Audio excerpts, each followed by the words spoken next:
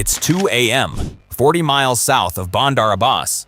An Iranian Revolutionary Guard patrol boat cuts through black water at 30 knots.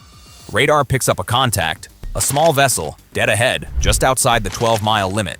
The captain orders his men to hail it. No response. They flash a spotlight across the deck.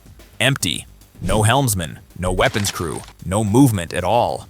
Because the thing they're looking at was never built to carry a human being. It doesn't need air. It doesn't need sleep. It doesn't need orders. It only needs a target. And it found one 5 minutes ago. Right now, 30 feet beneath its hull, processors are cycling through a decision tree faster than any human brain could follow. Identify, classify, track, lock. The machine doesn't hesitate. It doesn't panic. It doesn't call home for permission. Silence. Like, that's the new sound of American power.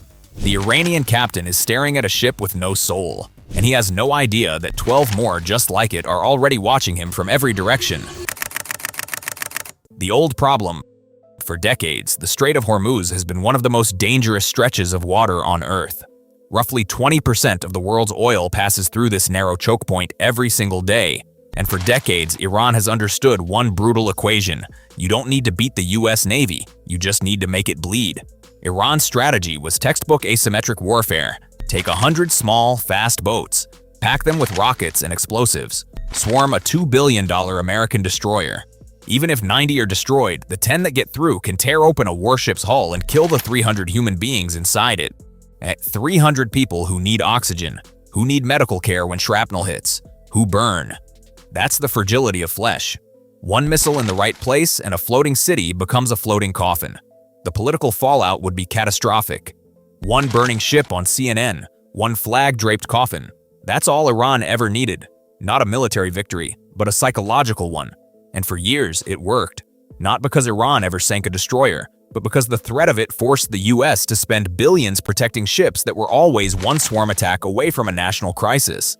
The Pentagon needed a new answer. They didn't need a bigger hammer to hit the swarm. They needed to become the swarm. Ghost Fleet Overlord. In 2018, the Department of Defense's Strategic Capabilities Office launched one of the most secretive naval programs in modern history.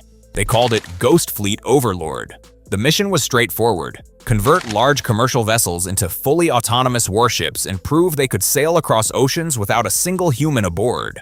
The first prototypes were the USV Ranger and USV Nomad, former fast supply vessels, gutted and rebuilt with autonomous navigation systems. In 2020, the Ranger completed a long-range transit from the Gulf Coast through the Panama Canal and into the Pacific, almost entirely under its own command. No crew, no captain, no one watching the horizon. The Nomad followed the same route the next year, covering over 4,000 nautical miles. Both vessels navigated busy shipping lanes. Awe complied with international maritime law and avoided collisions, all without a human hand on the wheel. Since then, the program has expanded. The fleet now includes the Mariner and the Vanguard. These ships carry modular payload systems, containerized weapons bays loaded with surveillance gear, electronic warfare packages, or vertical launch missile systems. In a live fire test, the Ranger launched an SM-6 missile from a containerized launcher on its deck, a robot ship, firing a guided missile at a target it found on its own. The Navy didn't just build a drone, they built a warship that doesn't need to sleep, doesn't need to eat, and doesn't know how to be afraid. Expendable, replaceable, infinite. The hardware. The Ghost Fleet isn't one type of vessel. It's an entire ecosystem of unmanned machines, each designed for a different role in the kill chain. First, there's the Sea Hunter and Seahawk, 132-foot autonomous trimarans originally developed under DARPA's anti-submarine warfare program. Sea Hunter proved it could operate continuously for thousands of nautical miles without refueling. Its job is to stalk quiet diesel submarines and enemy drone boats across entire ocean basins, not for hours, for months. Then there's the Orca XLUUV, an extra-large unmanned underwater vehicle. Think of it as a robotic submarine that can travel 6,500 miles on its own to lay smart mines at the mouth of an enemy port. It slips beneath the surface, deploys its payload, and returns. No crew saw it leave. No crew will see it come back. On the smaller end, the Global Autonomous Reconnaissance Craft, FAST, agile drone speedboats capable of hitting 46 miles per hour and carrying 1,000 pounds of payload. These aren't prototypes sitting in a lab. They have already been deployed in active operations, logging over 450 hours and more than 2,200 nautical miles in patrols supporting U.S. operations in the region. And tying it all together, the Global Redeemer class, expendable sensor boats armed with RIM-116 rolling airframe missiles. The Navy calls them attritable. That word is worth pausing on. It means designed to be lost, designed to die. If one is destroyed, it costs the US a fraction of what a traditional warship would, and exactly 0 American mothers get a phone call. Silicon doesn't grieve. That's the point. Task Force 59, the brain, every ghost needs a mind. But these ghosts don't each carry their own. They share a single one. Task Force 59 stood up in September 2021 under the US 5th Fleet in Bahrain, was the Navy's first ever unit dedicated entirely to unmanned systems and artificial intelligence. Its mission: weave every drone above, on, and below the sea into one unified consciousness covering the Persian Gulf, the Gulf of Oman, the Red Sea, and the Strait of Hormuz, over 5,000 miles of coastline. The Pentagon calls the architecture Joint All-Domain Command and Control, JADC2. But that name hides what it really is. It's a collective mind. Every ghost ship, every underwater drone, every sensor in the Gulf feeds into a single mesh network. If one unmanned vessel detects a threat, every other asset in the theater doesn't just receive that data, it absorbs it, instantly.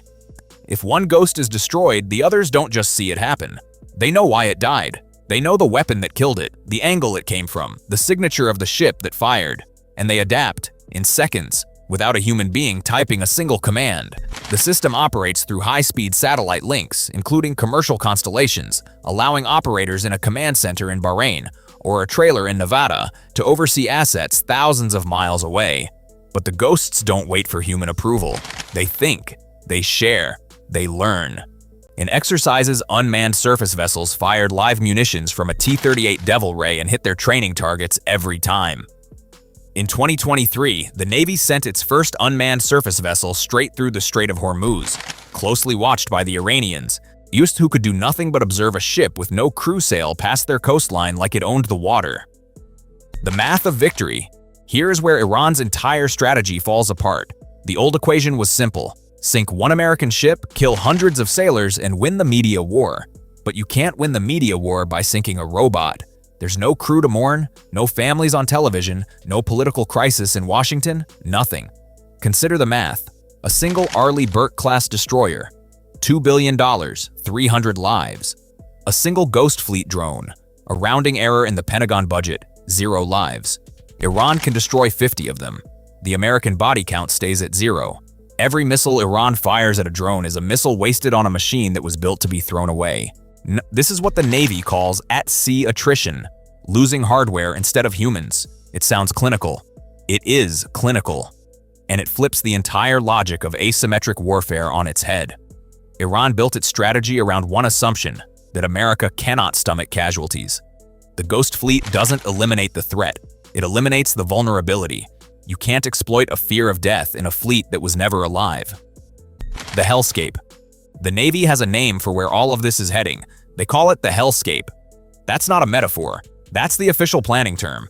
If a major conflict erupts, the United States will flood contested waters with thousands of autonomous drones, surface vessels, underwater vehicles, aerial systems, turning choke points like the Strait of Hormuz into something no manned navy has ever faced. A sea where the water itself is watching you. Every wave carries a sensor. Every shadow hides a weapon. Omnipresence, not from a fleet, but from a swarm that never blinks, never tires, and never stops multiplying. No manned enemy vessel enters. None survives. Meanwhile, the big ships, the carriers, the cruisers, the guided missile destroyers stay safe in deep blue water, far from the shallow, mine-filled waters where they're most vulnerable. The ghosts do the dirty, dangerous work. The manned fleet provides the heavy firepower from a distance. In 2025, the Navy merged its unmanned programs into a new initiative called the Modular Attack Surface Craft, MASC, program designed to mass-produce these vessels at speed using commercial shipyards with prototype production contracts targeted for early fiscal 2026. The era of expensive, exquisite, one-of-a-kind warships is over. What replaces it is cheaper, uglier, and built by the hundreds. And that's exactly what makes it terrifying: the invisible Navy. The Strait of Hormuz hasn't gotten safer. The threats haven't disappeared. Iran hasn't backed down. But something fundamental has changed. The United States Navy is still there, patrolling every mile of that waterway, watching every vessel that enters or exits. The difference is that now, when you look at the deck of an American warship in the Gulf, there's no one standing on it. And that Iranian captain from the opening of this story, he's still out there, still running patrols at 2 a.m. south of Bandar Abbas, still scanning the radar, but he's no longer looking for a ship. He's looking for a ghost, and by the time he sees it, the war is already over.